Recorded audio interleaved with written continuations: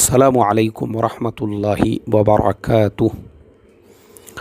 मोहतरम भाइयों, बुज़ुर्गों और दोस्तों, हमारे इंडिया के जो न्यूज़ चैनल्स है पिछले एक हफ़्ते से वो लोग चिल्ला चिल्ला के ये ख़बरें दिखा रहे थे कि नॉर्थ कोरिया के जो सदर है, वहाँ के जो प्रेसिडेंट है किम जोंग उन, उनका इंतकाल हो चुका है। अब उसके बाद में जैसे ही कल किम जोंग उन दोबारा दुनिया के सामने आए, उन्होंने नॉर्थ कोरिया के अंदर एक फैक्ट्री की ओपनिंग की, तो पूरे दुनिया के चैनल्स ने उस ख़बर को दिखाए। अब मुझे आपको यहाँ पे जो पॉइंट बताना है वो ये कि हमारे इंडिया के जो न्यूज़ चैनल्स है पूरी दुनिया के अंदर एक एजेंसी है, वो दुनिया के सारे न्यूज़ चैनल्स को एक कैटेगरी देती है कि पहला नंबर, दूसरा नंबर, चौथा नंबर। उन्होंने इंडिया को वो 180 कंट्रीज़ की कैटेगरी में 150वां नंबर दिया हुआ है। मतलब सबसे आखिरी में, सबसे लास्ट में हमारा नंबर लगता है, क्योंकि वो न्यूज़ चैनल्स को जो नंबर देते हैं वो उनके सच्चाई के ऊपर के वो कैसी ख़बरें दिखाते हैं। तो पता चला हमको 150वां नंबर इसीलिए मिला हुआ है क्योंकि हम लोग, हमारे न्यूज़ चैनल्स जो है उनका कोई वैल्यू नहीं है इंटरनेशनल लेवल पर, और पूरी दुनिया में मशहूर है कि आपको जो भी ख़बर दिखाना है तो इंडिया के न्यूज़ चैनल्स जो है उनके आगे आप टुकड़ा फेंक दीजिए, उनको पैसे दे दीजिए, बिस्किट डाल दीजिए बिस्किट उनके आगे, तो फिर आप जैसा बोलोगे वो वैसा भौंकना शुरू कर देंगे। तो पूरी दुनिया में एक नंबर के झूठे, एक नंबर के लायर, एक नंबर के फेक अगर कहीं के न्यूज़ चैनल्स है तो वो है इंडिया के। अब मैं आपको उसके कुछ फैक्ट बताता हूँ। फैक्ट मतलब मुझे जो है विदाउट फैक्ट के बात करने की आदत नहीं है, आप लोगों को पता है।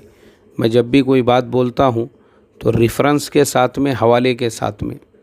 अब देखो, इंडियन न्यूज़ चैनल्स जो झूठ बोलते हैं, अच्छा सारे ही चैनल, आप किसी एक चैनल को भी बाहर नहीं कर सकते, सबका यही हाल है। सारे ही न्यूज़ चैनल्स विदाउट फैक्ट के जो है वो ऐसी ख़बरें दिखाते हैं किम जोंग उन के मरने की, नॉर्थ कोरिया में लोगों पे जुल्म हो रहा है। अब मैं आपको रात की ही ख़बर बताता हूँ। रात की ही एक न्यूज़ चैनल जो है वो चिल्ला चिल्ला के बता रहा था, बोले हिटलर मुसोलिनी के बाद अगर दुनिया का कोई तानाशाह है तो वो किम जोंग उन है, और किम जोंग उन की बुराइयां उसके अंदर बता रहे थे क्योंकि वो तो अब पता चल गया कि ज़िंदा है। अब मैं यहाँ पे इसी का आपको थोड़ा सा ऑपरेशन करके बताता हूँ, मुसोलिनी क्या था, हिटलर क्या था और किम जोंग उन क्या है। हिटलर जो था, हिटलर उसने अपने ज़माने में लाखों यहूदियों को कत्ल किया। उसने डिटेंशन सेंटर बनाए हुए थे ऑस्ट्रिया में, जर्मनी में, वहाँ पे उन लोगों को रखा जाता था। मुसोलिनी ने ज़बरदस्ती अपने आजू बाजू के मुल्कों पे हमले किए। इथोपिया में 20 लाख से ज़्यादा लोग मर गए उसकी वजह से। लीबिया पे उसने हमला किया। तो मुसोलिनी अपने ज़माने में एक इंतहाई जालिम और जाबिर हुक्मरान था। अब किम जोंग उनका जो ज़िक्र ये लोग तानाशाह से करते हैं, तो इतनी गलत बात है ये। किम जोंग उन कोई तानाशाह नहीं है। जो नॉर्थ कोरिया है, तानाशाह में और प्रेसिडेंट में फ़र्क होता है। ये हमारे इंडियन न्यूज़ चैनल्स को शायद पता नहीं है। तानाशाह जो है हिटलर के जैसे लोग थे, जो आर्मी का एक छोटा सा सिपाही था और बाद में उसने ही कब्ज़ा कर दिया मुल्क पे। मुसोलिनी का भी वही हाल था। ऐसे लोगों को तानाशाह बोलते हैं जो गद्दियों पे कब्ज़ा कर लेते हैं। किम जोंग उन पढ़ने के लिए ही यूरोप में था, उसकी पढ़ाई पूरी स्विट्ज़रलैंड के अंदर हुई। और किम जोंग उनका जो दादा था उसका नाम था किम इल संग। उसी दादा ने जो दोनों कोरिया है, दोनों कोरिया, उन दोनों कोरिया को उसने आज़ादी दिलाई। जब तो एक ही कोरिया था, वो बेचारा जो दादा था किम जोंग उनका, किम इल संग, उसने ही जो है कोरिया को जापान से आज़ादी दिलाई। वरना कोरिया पर तो जापान का कब्ज़ा था, चाइना के आधे हिस्से पे जापान का कब्ज़ा था, और नीचे वियतनाम के ऊपर जापान का बहुत बड़े हिस्से पे कब्ज़ा था। तो वो जो किम जोंग उनका दादा था किम इल संग, उसने जापानियों के ख़िलाफ़ लड़ाई लड़ी, उनको दोनों कोरिया से बाहर खदेड़ दिया उसने। अब लड़ाई कहाँ से शुरू हुई? लड़ाई जो शुरू हुई, ये जो अमेरिकन मीडिया, एक्चुअल में अमेरिका किम जोंग उनको बदनाम करने के पीछे पड़ा हुआ होता है, उसके पीछे बहुत बड़ा पॉलिटिक्स है। वो समझने के लिए आपको इतिहास समझना पड़ेगा कि जब किम जोंग उनके दादा ने कोरिया को आज़ादी दिलाई, तो जो साउथ कोरिया है, अमेरिका को वहाँ पे अपने आर्मी बेस बनाने के थे जापान के ख़िलाफ़।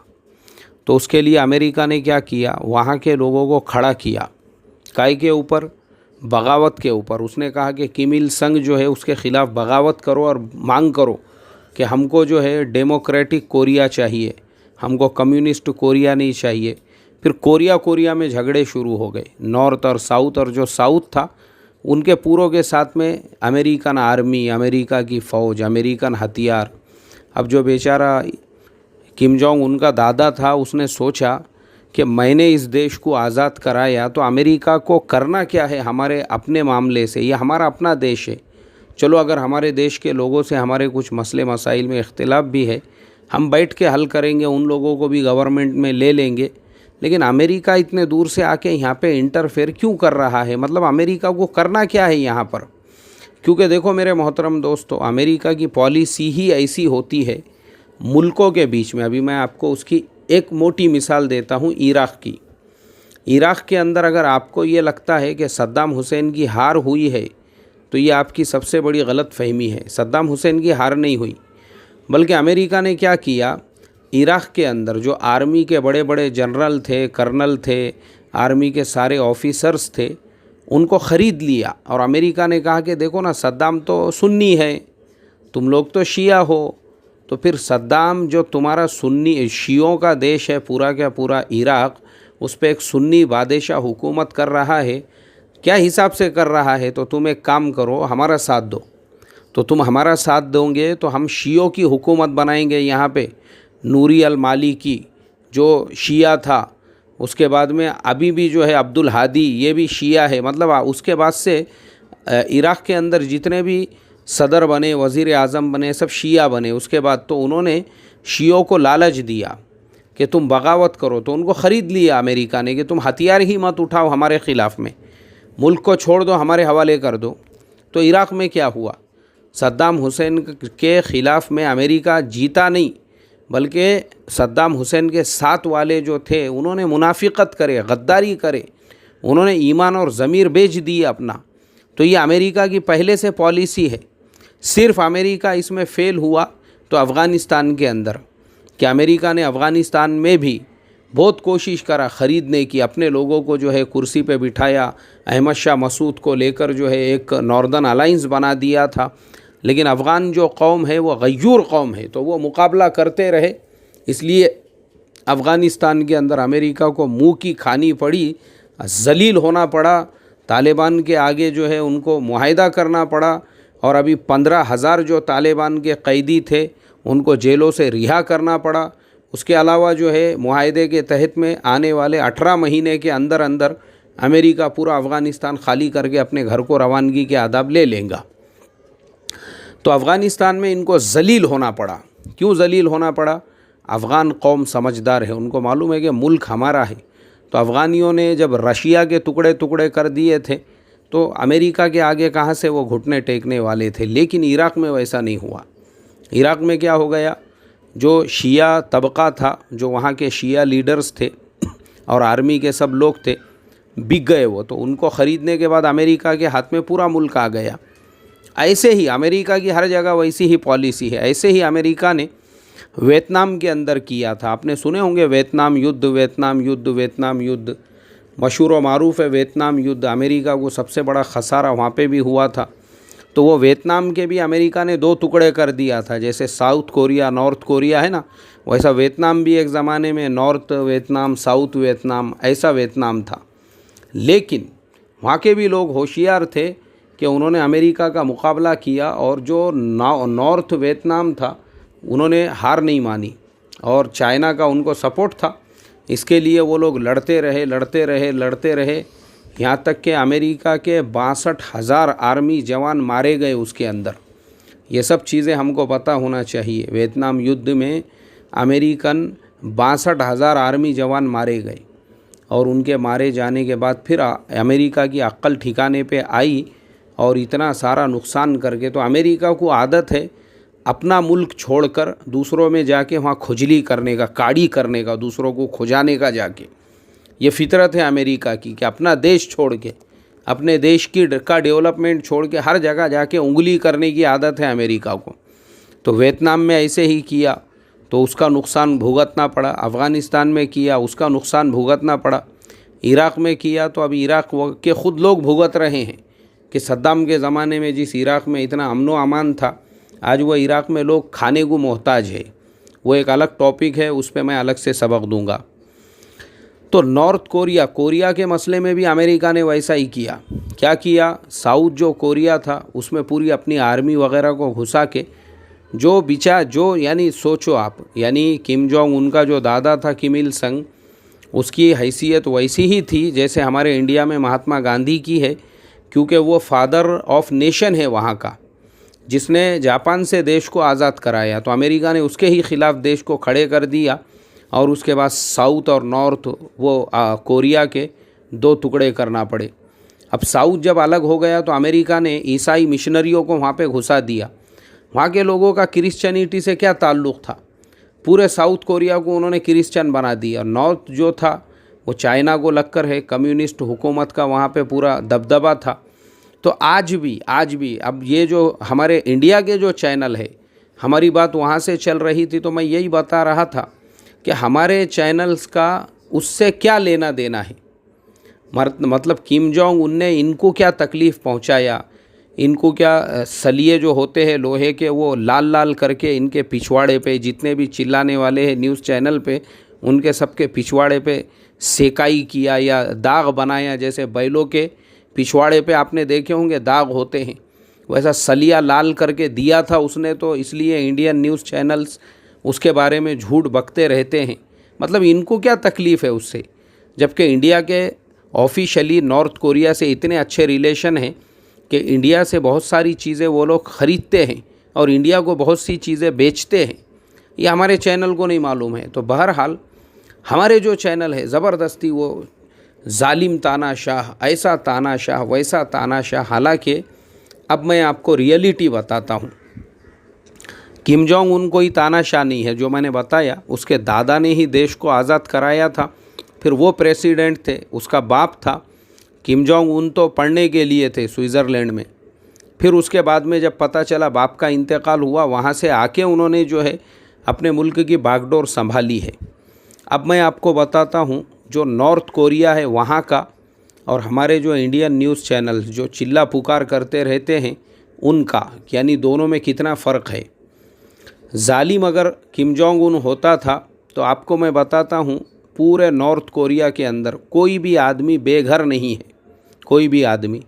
और ये हमारे जितने न्यूज़ एंकर चिल्ला पुकार करते हैं, इनमें के कईयों के बाप दादा माँ बाप ऐसे होंगे जिनको इन्होंने वृद्धाश्रम के अंदर ले जा के रखा होगा, घर नहीं होगा। बहुत सारे हो सकता है फुटपाथ के ऊपर भी सोते होंगे, लेकिन किम जोंग उनके देश में ऐसा नहीं है। उसने अपने पूरे देश में एजुकेशन फ्री किया हुआ है। आपको कहाँ तक पढ़ना है पढ़ो, 1 रुपया भी फ़ीस देने की ज़रूरत नहीं है। जबकि ये जितने न्यूज़ एंकर किम जोंग उनके ख़िलाफ़ झूठी बातें करने वाले हैं, इनमें से कईयों की डिग्रियां फेक होंगी जो पैसे देकर इन्होंने ख़रीदी हुई है।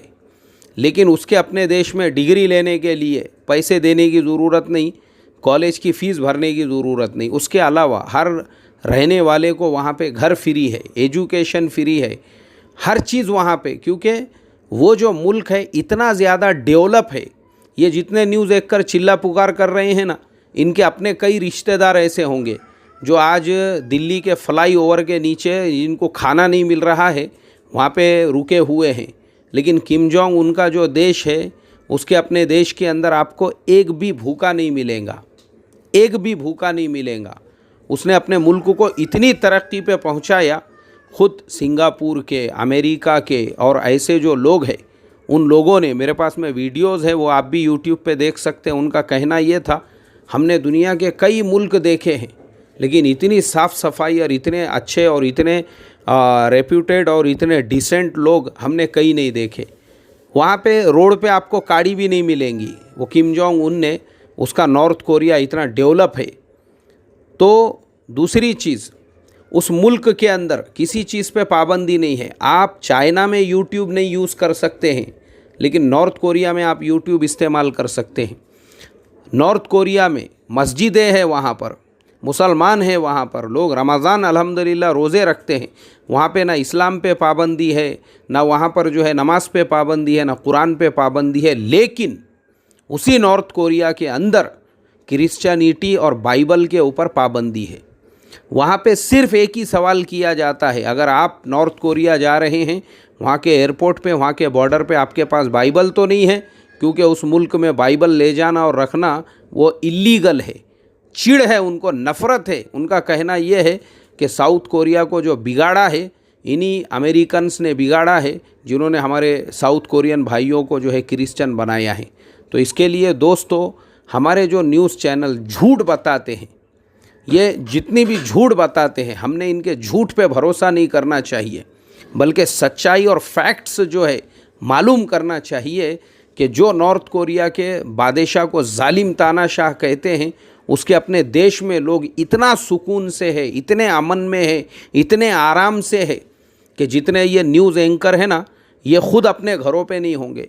नॉर्थ कोरिया में वहाँ पे गवर्नमेंट की पॉलिसी है घर फ्री मिलेगा, तो वहाँ के घर इतने बड़े बड़े गवर्नमेंट खुद देती है वहाँ के लोगों को बनाकर।